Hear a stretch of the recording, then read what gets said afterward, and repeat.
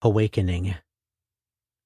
There are three ways in which words such as awakening or enlightenment are used, and these may also relate to the scopes of the three trainings.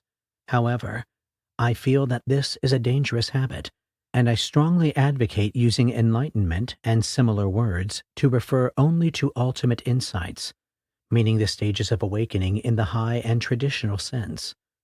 While we may hear people speak of performing enlightened actions, or of thinking in enlightened ways, I have come to the conclusion that for spiritual training, we either need to be very careful to explain that these are very conventional and relative definitions of enlightenment, or we need to not use such language at all. Some traditions endow the very high concentration states an ultimate status.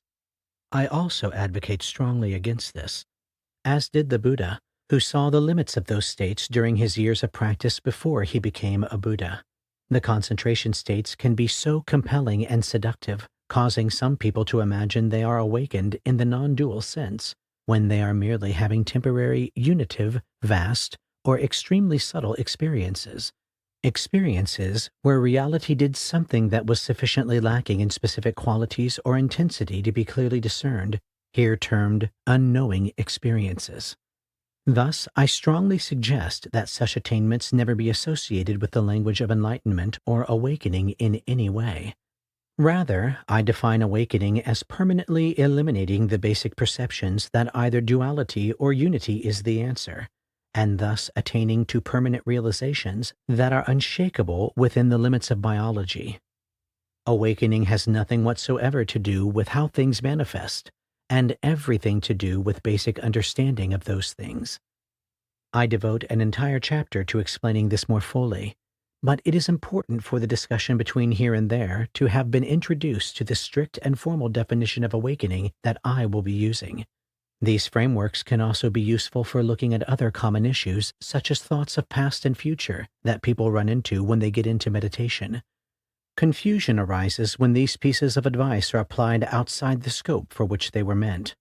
When working on our ordinary lives, or within the scope of the first training, the content of our thoughts on past and future is very helpful, in fact, necessary.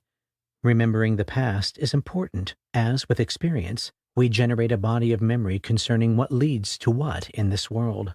Being able to plan and consider our future is very important. As with our predictive ability, we can use this to try to craft a well-lived life. However, when working on training in concentration, such thoughts are generally ignored or suppressed by deep concentration on another object. When doing insight practices, it doesn't matter so much if thoughts of past or future arise, so long as we are not fascinated by their content.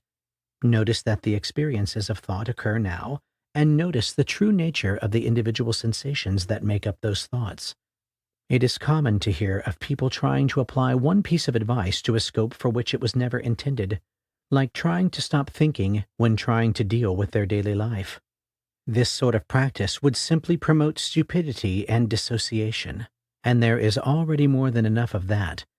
In short, when evaluating or applying a piece of spiritual advice, make sure you understand the specific context for which it was intended.